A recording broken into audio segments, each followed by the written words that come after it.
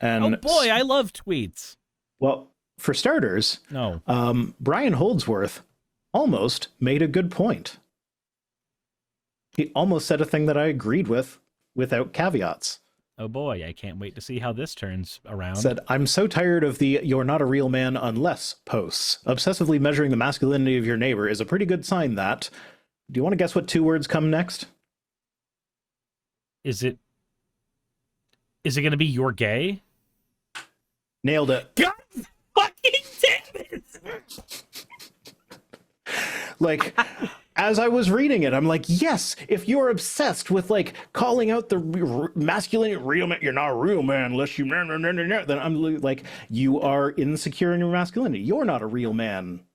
Because a real man is secure in his masculinity and doesn't need to tell people that they're not a real man if they don't do blah, blah, blah, blah, blah, blah, blah. Like, I thought that's kind of the direction he was going. Then he's like, you're gay. Like, oh, fucking Brian. I just want to sit there and ask the obvious question: why am I on the Magic the Gathering screen? That's not where I'm supposed to be. I just want to... That is the obvious question. That's the question I thought of too. So I saw that there was some dust on my Stream Deck, and I just habitually started cleaning it. And I clicked the Magic the Gathering button that put us all into the different squares. So it's just like I'm now playing a game with Godless Engineer, because that was the last game I did on stream, was with John. Yeah. But I want to respond to each one of these people anytime they say this with, can you articulate why being gay is a bad thing? Well, I didn't say it was a bad thing. It says more about you that you immediately responded to it. No. We're not playing that fucking game. You obviously utilized it as a pejorative. So since you utilized it as a pejorative, I just want you to articulate to me why you think that it should be used as a pejorative. If you don't think it should be used as one, then do you retract your statement? If you don't retract your statement, then let's just sit here. I'm tired of the goalpost shifting. I'm just going to start holding people to the fire until they get incredibly uncomfortable. Okay.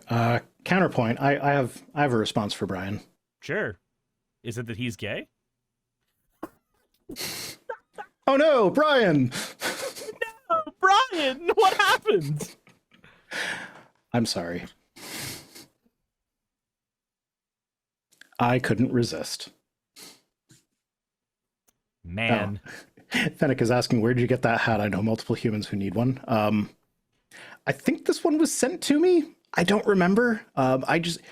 So the thing about my hats is because I have ADHD, I often lose them. So like there have been a fair few that like we moved and it's like, oh yeah, this hat, I remember that. So this is one of those. I don't have hats because I'm insecure about balding, and I know if I have a hat, then I'll wear it because I'm insecure about balding. Oh, see, I have sensory issues, so I actually fucking hate hats. And that's why you have so many of them, because you hate yourself. That is why I have so many of them. Yep. The things I do for stream. Something Fishy says by that logic, butch lesbians are the most masculine because they don't think about the masculinity of men at all. Mm-hmm. Sure. I can see that. But they're also gay. They are. There you go. So it tracks. Brian Holdsworth is correct. You heard it from Suris. Oh, okay. Oh, Supreme Court of Canada. Posted on Twitter, says, Dear subscribers, moving forward, we will be focusing our communication efforts on other platforms. We invite you to follow us on our LinkedIn, Facebook, Instagram, and YouTube accounts to continue receiving our updates. Thank you for your support. So Supreme Court of Canada is now ditching Twitter. So, no Blue Sky? No Blue Sky, throws phone on the ground? Well, I mean, to be fair, as much as I respect that they're doing this, finding out about this was literally how I found out that they had a Twitter account in the first place. So, I love that they're doing it.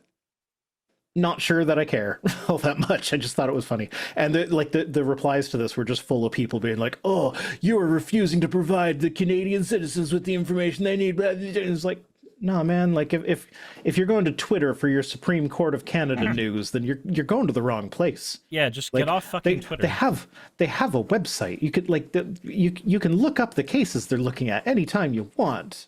You don't need to wait for them to post shit on Twitter.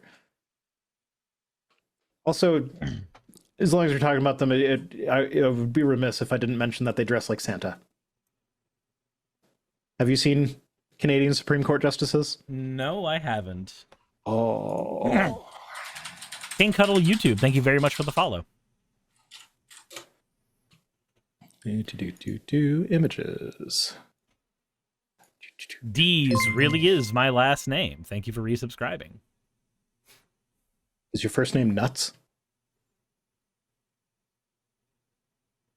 Get it? Because that sounds like you're saying these testicles, everybody. And it's funny to say these testicles. In fact, I like saying these testicles all the time. Wieners.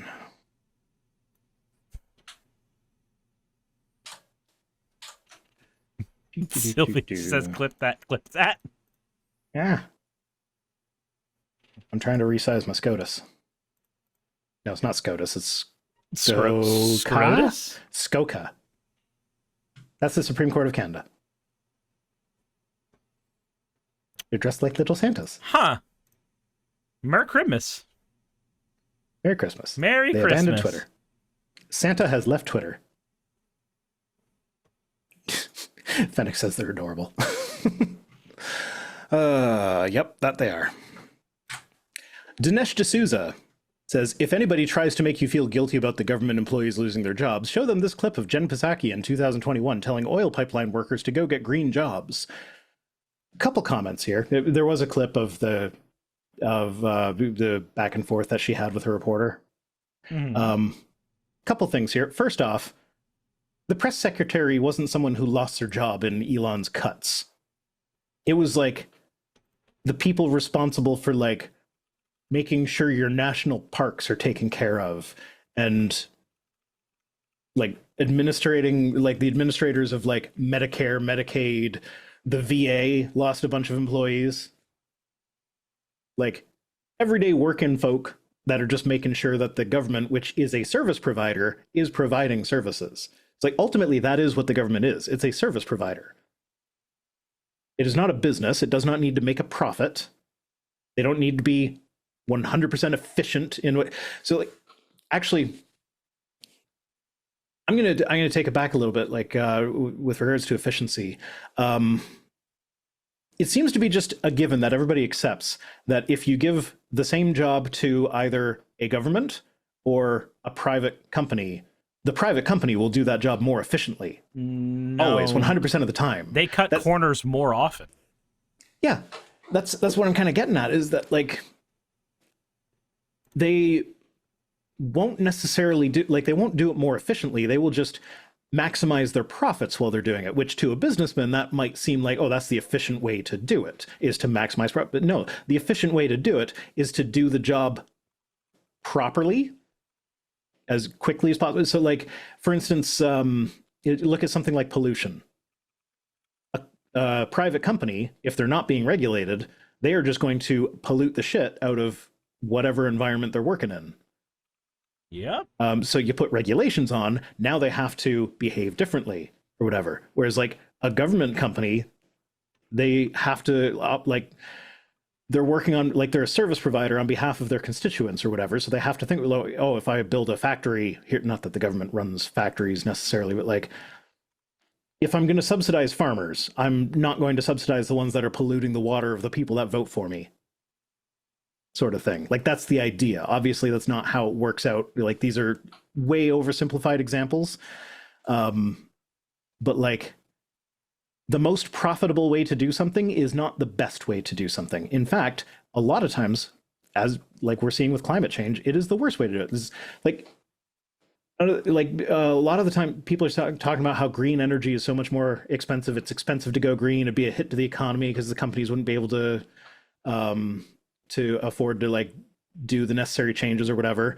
But that's only because we allow them to externalize the costs associated with climate change.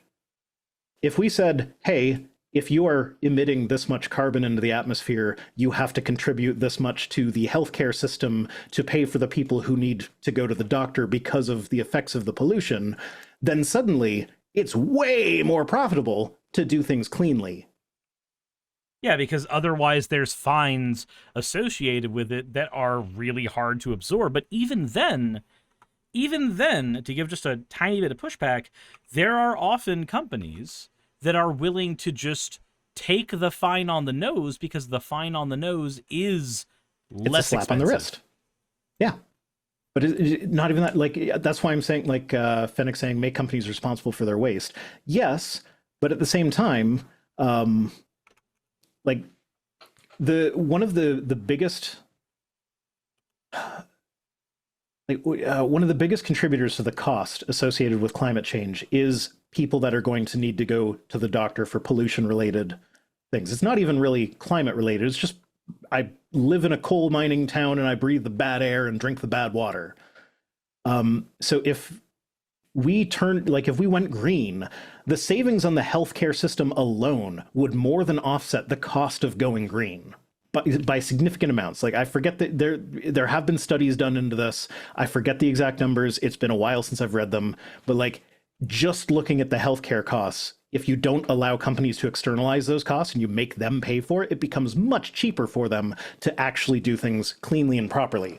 So like, that is the way the government is supposed to work. It's supposed to impose barriers to doing things efficiently for the sake of making a profit at the expense of people's well-being.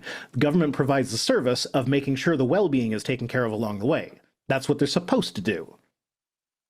Mm-hmm. So the idea that the government will always do things worse is just like, no, that's just not true. They're not supposed to do things profitably. They're supposed to do things to serve their constituents.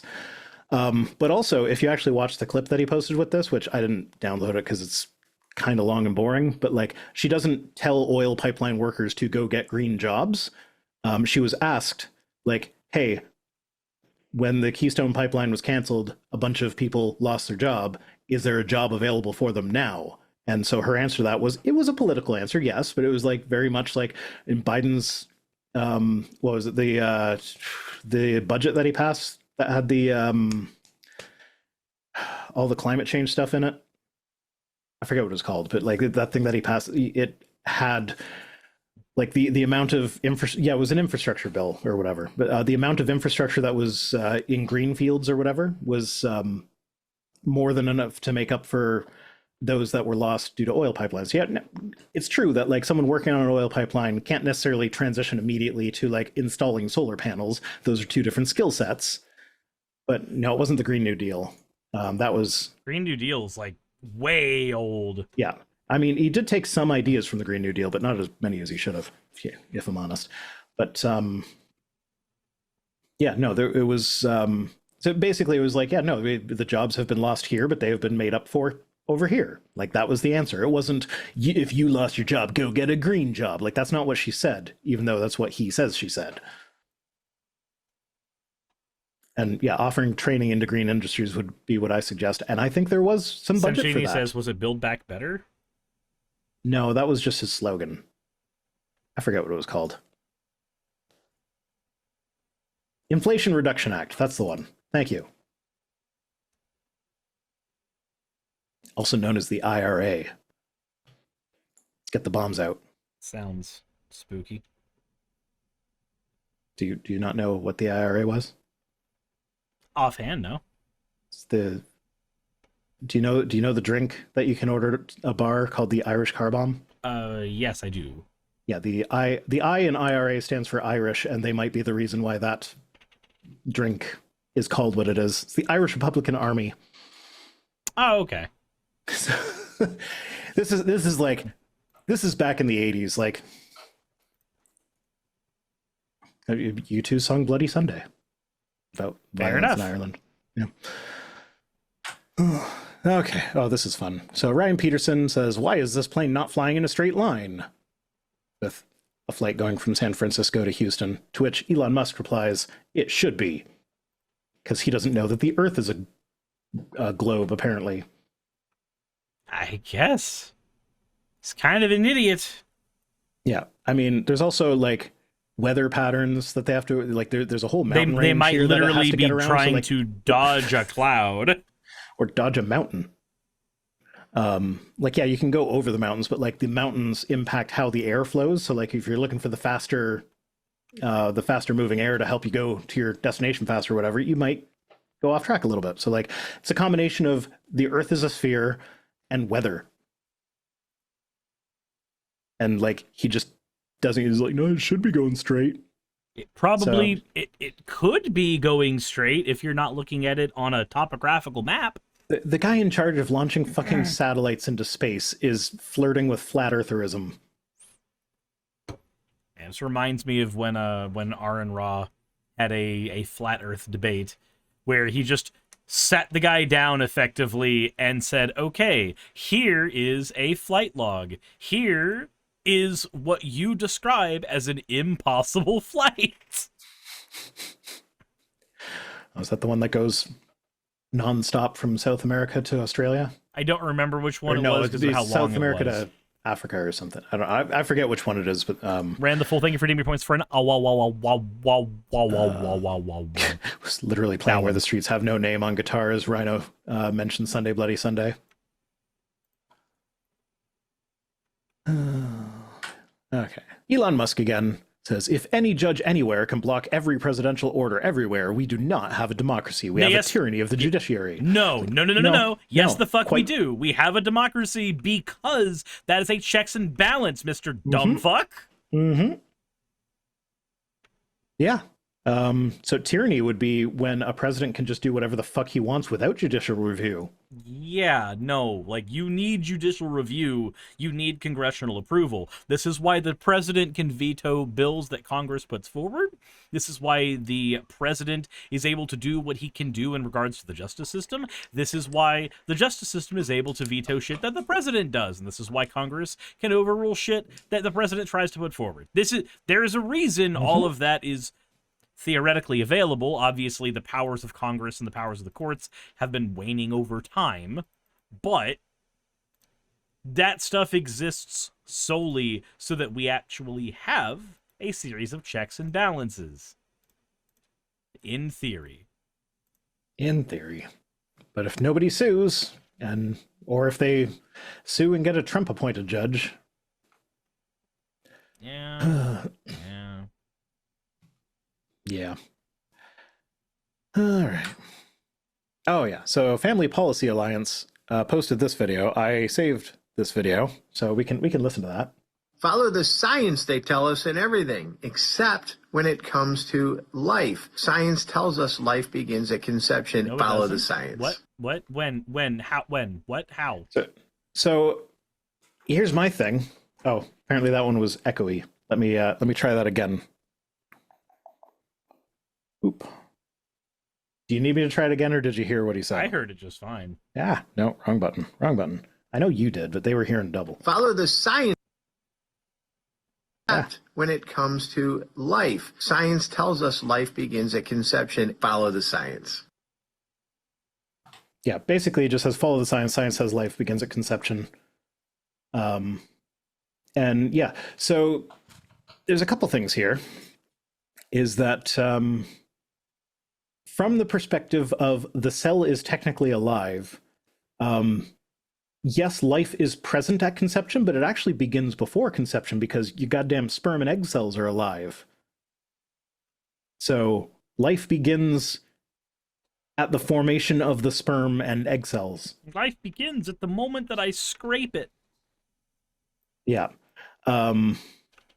So yeah, that's what science says. And science also says that the brain doesn't even begin developing the parts that are capable of containing a consciousness until the third trimester. So like first two trimesters, there ain't no consciousness there. It's a cum-drenched egg that is growing. And so yeah, like now when they say life, what they mean is when like I could see the argument from it is a unique human life in that like it now has its own DNA. It's got a genome that is distinct from its parents. But like that's not how we define life. That's just DNA. Yeah, that's And just like, that's just a thing. but That's like, just a thing. like it's an information containing molecule. That's all it is. Like until the brain is there, there's no consciousness there. And like arguably, like this is this is there. I might get in some trouble for this one, but the parts of the brain responsible for consciousness don't actually like finish developing until well after the kid is born. So, you know, technically speaking, if you're arguing from a brain development point of view, you could say that abortion's fine up until like maybe a year old, but like nobody actually says that. And I am not advocating for that here, just to be clear.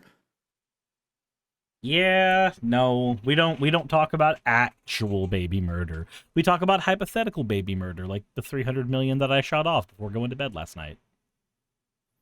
I mean, I've been snipped, so they just form and then are reabsorbed.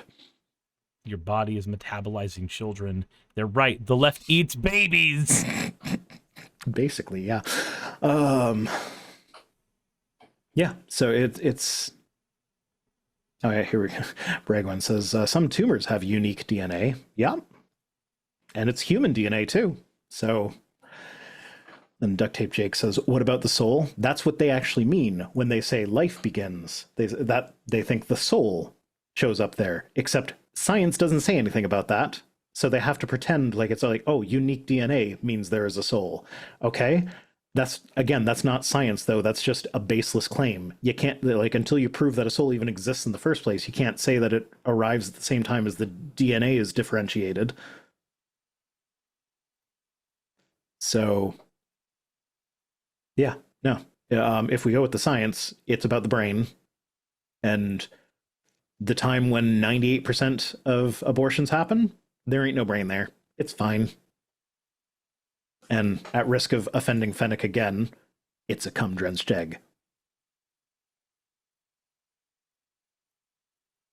Yay, cum-drenched eggs.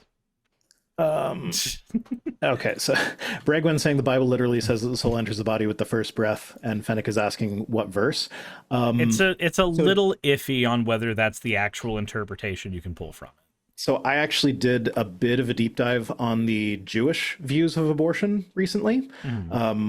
So the Bible doesn't actually say the soul enters the body at first breath. Yeah, it just says that is God an gave interpretation the breath of the like when God breathed into Adam's nose the breath of life. It is taken like by some sects of Judaism, it is taken to mean that is when the soul enters the body at the breath of life. There's a part in the Bible where like the fine is like there's a monetary fine, and it's a different monetary fine for if you kill like if you cause a woman to miscarry, it's a different monetary fine than if you like actually kill someone or whatever. Like it is a monetary fine instead of you are stoned or whatever. I forget the specifics, but basically like the Bible has a value for a fetus, and it is less than the value of a full-blown human being. There's also the passage in Numbers that describes the test for an unfaithful wife, which if she has cheated on her husband and become pregnant by another man, the result of that test will be an abortion that is performed by God as part of this ritual. Yep.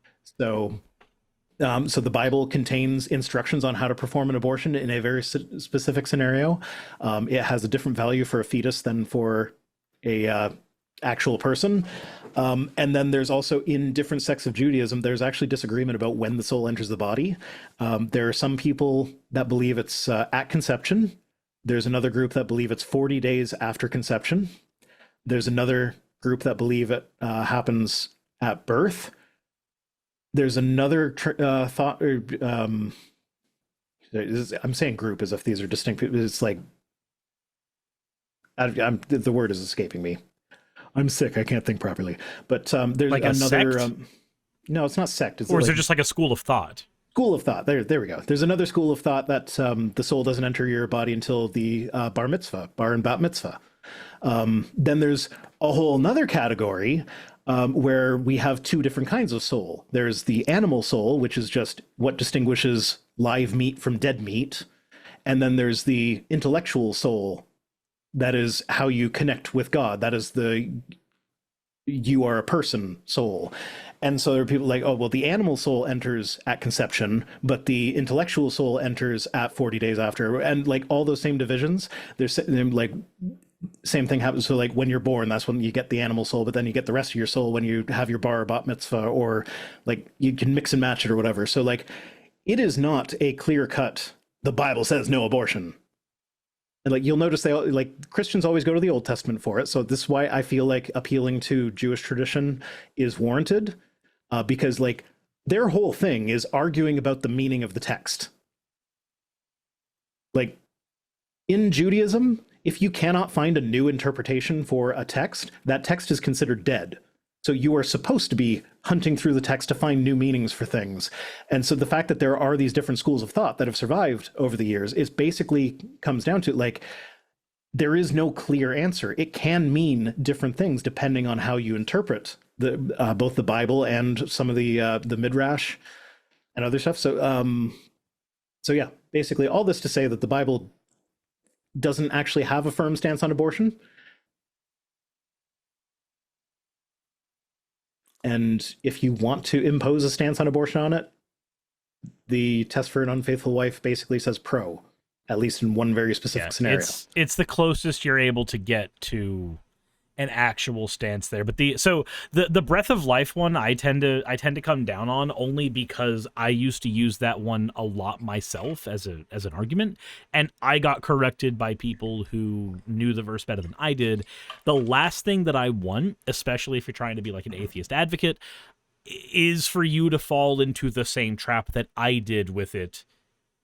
That's never a fun thing when the person who's being a bigot is the correct one in the conversation. That's never fun. Well, okay, so I'm going to so I did a response video to a channel, I forget what it was called. It was a fairly small channel, guy looked like Jesus. But he did a response to my response video, which I'm just going to leave it alone, because like most of my response would just be to reiterate things that I said in that video that he cut out of it. Because that's how they roll or whatever. But there was a segment on abortion. This was actually the one that I did all this research for, whatever. And at one point, I acknowledged that, like, you know what? If you are actually correct that the soul enters the body at conception, and you believe that abortion is murder as a result of that, like a fertilized egg is a full-blown human. If you are honest about that belief, if that is honestly your belief, that is a difficult position to argue against. If you are correct, then yes, abortion should be illegal.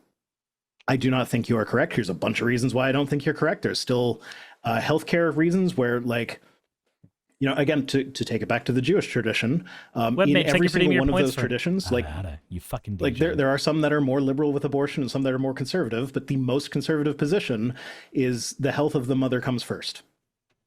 And that includes mental and emotional health. So like if they're not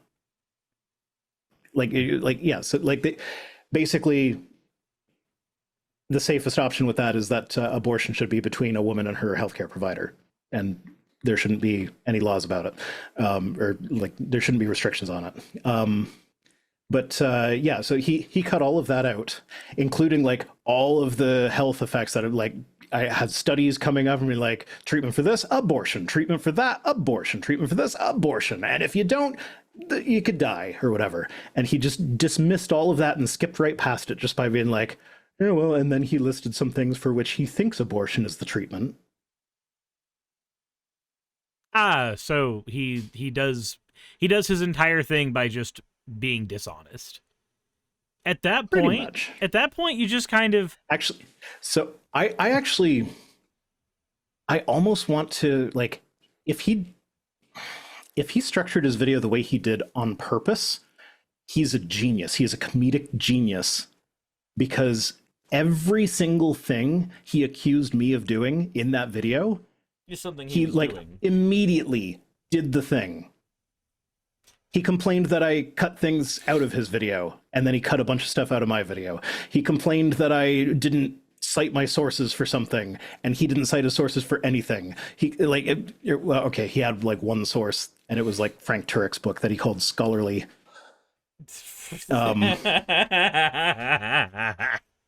And he tried to go to the original. It was hilarious. He tried to go to the original study that Frank referenced for. It was with regards to trans people. Is that the whole they're 20 times more likely to commit suicide than non-trans people, which of course, if you actually read the study, it's like, but only on people that received gender-affirming surgery before 1989. After that, it was about equal. But they always ignore that second part and are just like, 20 times more likely to commit suicide. And he clearly got it from Frank, because he was going through it exactly the same way Frank does. But he tried to make it look like he got it from the study itself, except the study is behind a paywall and he doesn't know how to get around that. So like he put a screenshot up of a graph from the study that did not show anything even remotely relevant to what he was talking about, but because that is the only graph that you can see without getting past the paywall. And it was hilarious. That's comedy gold, honestly. Yeah, it was fun, but yeah. Anyway, next tweet. Jack Poso says, did anyone else notice how during the debates last year you could sort of tell what Trump was going to say right before he said it? It's like, so for the most part, I'm going to say, yeah, that's because he's predictable as fuck, because he only has a couple of talking points that he harps on repeatedly. However, I will say, I did not see they're eating the dogs, they're eating the cats coming. Remember, if I have to lie to get you to believe me, then that's what I'm going to do. Yeah. If I have to lie to get people to listen to me.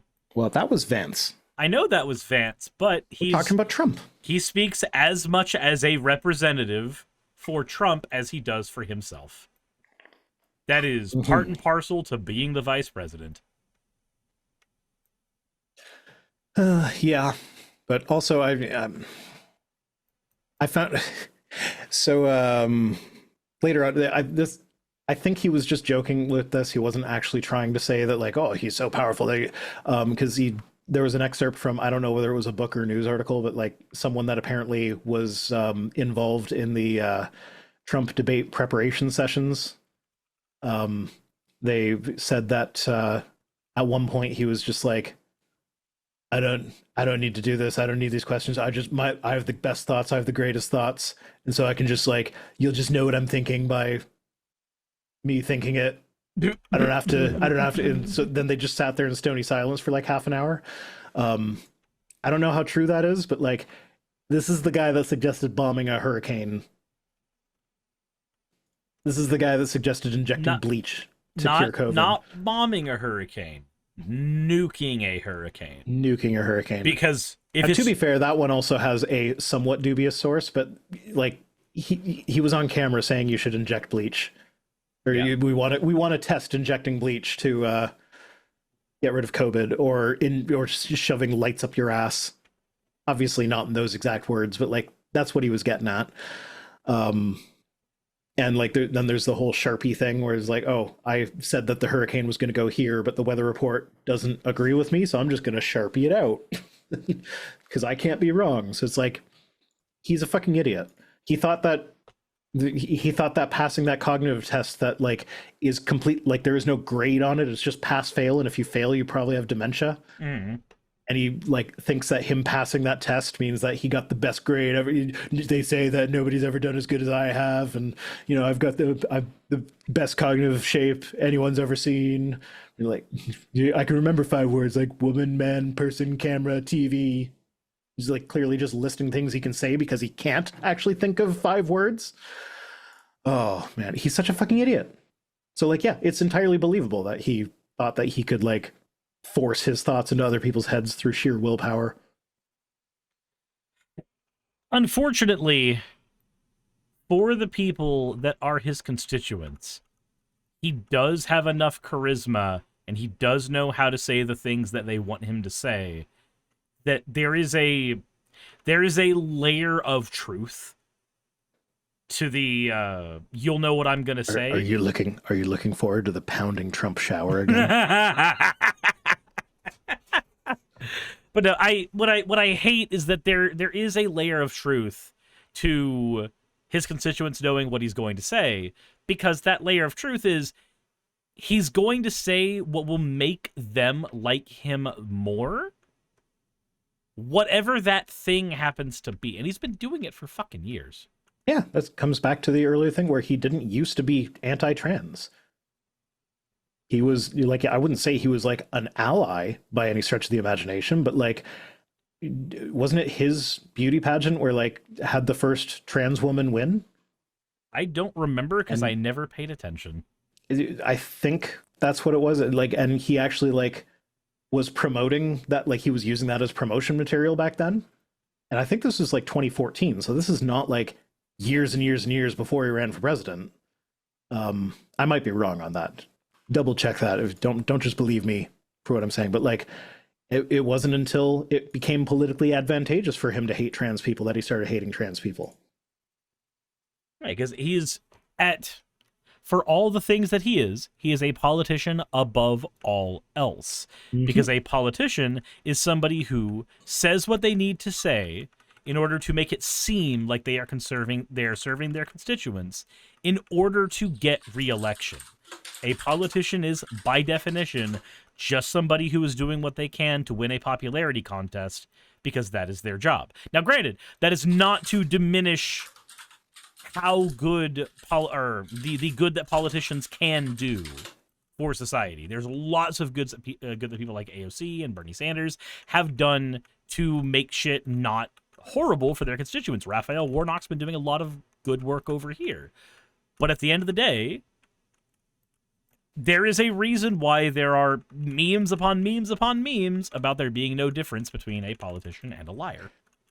Okay, so starting in 2012, he repeatedly celebrated the Jeff transgender Keith, woman named Jenna Talikova for participating in a Canadian pageant.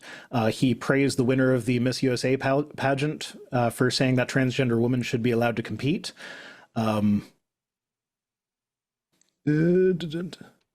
He ended the ban on transgender participants in the Miss Universe pageant that he owned. Yeah, so like, I wouldn't say he was an ally by any stretch of the imagination, because an actual ally wouldn't turn around and throw trans people under the bus when it became advantageous for them. Looking at you, Target. But he was not anti-trans. He thought it was good for business to be pro-trans. Yeah, rainbow capitalism is rainbow capitalism. Mm-hmm. Again, looking at you, Target. So, yeah, if you want any clearer of a demonstration that he doesn't actually, like, I don't think he has any beliefs. He's just a blank slate saying what he thinks will be best for him. Whatever that happens to be at the time. Yeah. Oh, Sean McDowell. I felt a little bit sad for him here. He says, question for atheists. I'm making a YouTube video and hoping 100 atheists will respond to this question. Is there anything about the world that gives you pause and makes you think there might be a God? Please forward this to atheists who can help. He's got one response. And like, I mean, granted, it was just posted today, only a few hours ago, so it might get more, but it still made me a little bit sad. The atheists don't want to talk to you, Sean. Well, here's the thing. Like, I could think of like, so as many videos as I have talking about, is that response a no? I actually don't know what the response was, because it did that Twitter thing where, like, when I clicked on the tweet to see what the responses were, it just, no, I clicked on it to see whether, but the response wasn't visible. It's like, I don't know why that happens, but that happens sometimes. I have noticed it a lot. It might be someone that blocked me. It might be someone that I blocked. It might be someone that No, because then you'd see the thing saying like, "Oh, you blocked this account. Do you want to see it? Yes or no?" So it might be someone who blocked me. I don't know. Might be a response that used the word cis and so is hidden from users. I don't know, but yeah. So if there's anything that makes me think there might be a god, it would be the origin of the universe. But that is based 100% in my not having a fucking clue how that works. Like, I've explained various cosmological models on my channel. I don't understand any of them. I'm just repeating things that other people say. That's why I have sources pop up when I say it. But like, that's just an argument from ignorance. And that's not a reason to actually believe in anything. How about you, Suris? I'm gonna be honest. My biggest issue is that I would have to see something, and there would need to be a greater chance that that thing is because of a god specifically, that it couldn't be explained by something else just as well, if not better.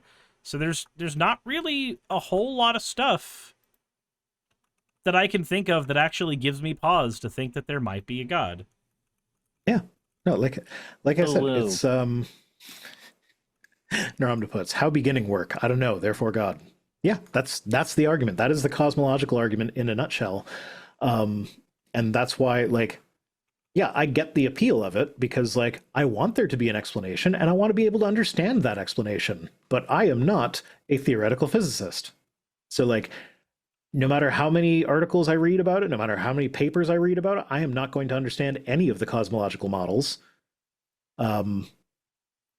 And so I can see the appeal of like a simple answer that I can understand. But my not understanding the answers that we do have does not mean that the one that I can understand is actually a valid contender.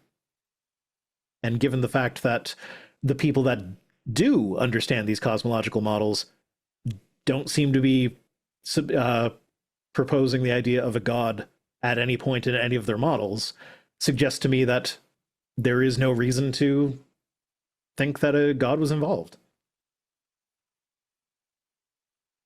Yeah, the biggest problem when you're looking at things like, hey, what's the likelihood that life could have come up, as an example, because like that's one that a lot of people tend to point to for why God definitely exists. Yeah, but see, the abiogenesis is like that again. That's like there's a bunch of unanswered questions. Science doesn't have all the answers here, but like we know that there are self-replicating molecules. We know that self-replicating molecules can arise spontaneously in the right circumstances. We know that like we know enough about how life would have had to have started that like the idea that it was a god rather than just chemicals working in ways that we know that chemicals work. It's like that one doesn't hold water for me, unlike the cell membrane.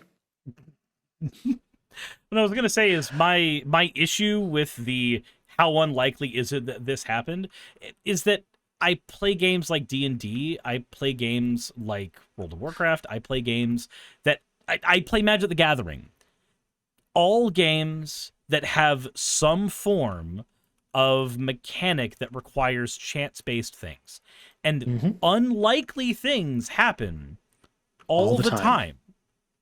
Every hand you draw in any given deck of cards, whether it be a Magic deck or like an actual regular set of 52 playing cards, any hand you draw is a statistically unlikely hand.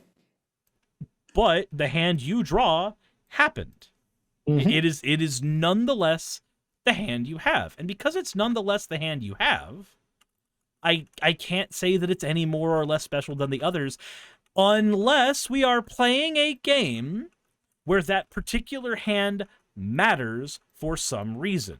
Having a royal flush available in your hand only matters if you happen to be playing a game where a royal flush is important. Otherwise, it is as statistically significant as any other hand you possibly could get. I have on many occasions been playing Go Fish with the kids and drew a hand and was like, this hand would be killer if I was playing poker. If I was playing a different game entirely, then this hand certainly has more merit than what it has right now. Or like, I don't have to go further into that particular analogy. Yeah. It's literally just it's pointing out that we assign value to our current circumstance entirely post hoc. We assign all that value after the fact. And I do like that analogy, but then there's also the fact that, like, oh, well, what are the odds that life would happen? They're astronomical. Guess what the odds are? Like, guess how many planets there are in the universe? An astronomical number. Guess how many of those are life supporting? Or not life supporting. In the habitable zone, also an astronomical number. Yeah, there's a lot of planets in various Goldilocks zones. Like, we know that we can see some of them, and some of them look really fucking Earth-like. The ones that we can actually see.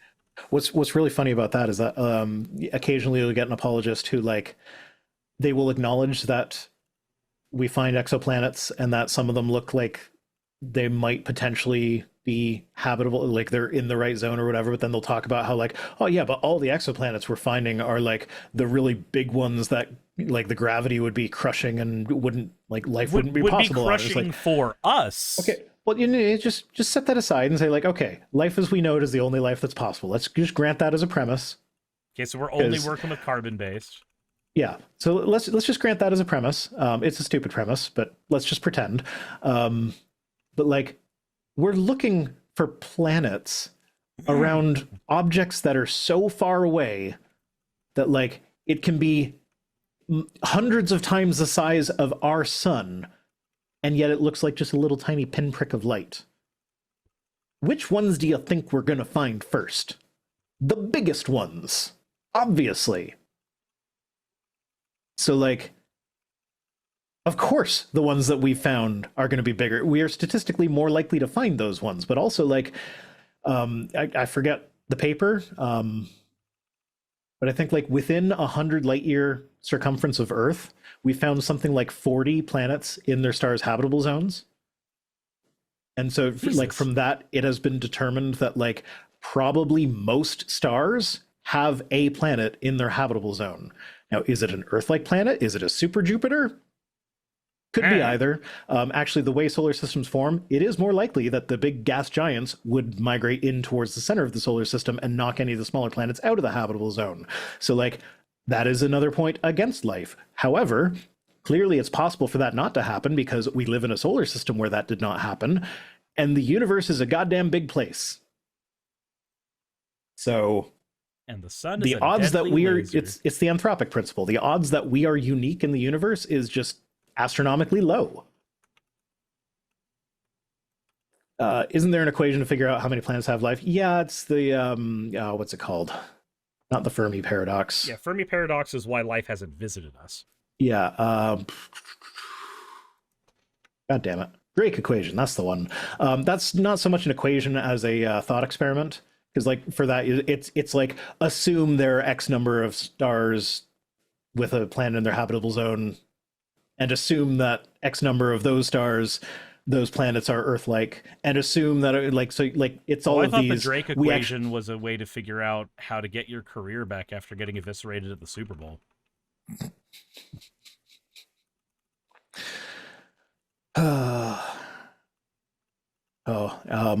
So my partner introduced me to Schitt's Creek. Have you seen Schitt's Creek? I have not seen Schitt's Creek. I have not seen Schitt's Creek. Creek. God, I suck at this. There's an episode near the beginning where, like, so the background story is this rich family whose business manager embezzled a bunch of money and ran off to another country, and they repossessed all of their possession, like all of their stuff. But then they're like, oh, but the government decided to allow you to have this one thing that you bought, and this one thing was a town called Schitt's Creek. Okay. Yeah, so they go live there, and so it's like, I used to be rich and famous, and now I'm living in squalor. But you own a town. Yeah, but it's a hick town, and they have to stay in the motel or whatever. I don't know the logistics. I haven't watched enough of it yet. But like, you own a town. One of the episodes is like the daughter's boyfriend was supposed to, like, rescue her from that and take her back to the high life or whatever, and she was going to go live with him. But, like, he canceled on her so that he could go to one of Diddy's white parties. And like, that joke hits different now. That joke hits a little different in this day and age. Like, both my partner and I just like look at each other and like, oh, yeah, she dodged a bullet there. Dating a pedo. Yeah. Okay, next up. Ooh, that was the end. That was the end. We That had, was the we had end. a pretty good time today, actually. Yeah. That's on purpose. Yeah? Is 'Cause it I feel because like you're... shit. So Yeah, that's entirely fair. yeah, so even with the extra half a news item when I promised you one fewer news items than normal. Jesus. Okay. Are you still streaming after this? I am still streaming after this. Okay, I shall raid you. Okay. I appreciate the raid, good sir.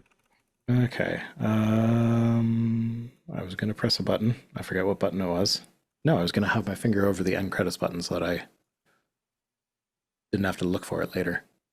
This kind of defeats that purpose. Hey, thanks for making it to the end of the video. I really could not do any of this without all of you. Those of you watching, and especially those of you who support me on Patreon. I wanted to go ahead and take a minute to thank all of you who do that, because with YouTube being what it is these days, I really cannot do this full time without the support from each and every one of you. Those people would be Red Joker, Purple Poundini, Jemshin, Britzkrieg, Jupe the Malignant, Michael, Ravalern, Mabbity Babbity, Astral Frontier, Tales of Atonement, Nixie Chan, Kiri Artemis, Victorian Alchemist, I'm not saying the last part of that, and you know that, Arcton Arclacier, Kiratorian, Dren Hadamata, Jordan M, John L, Lord Bleck, Smiling Game Master, and Fireshard. Thank you so very much. But since you're here, why not go ahead and try watching another one? There should be one that's on the screen right now.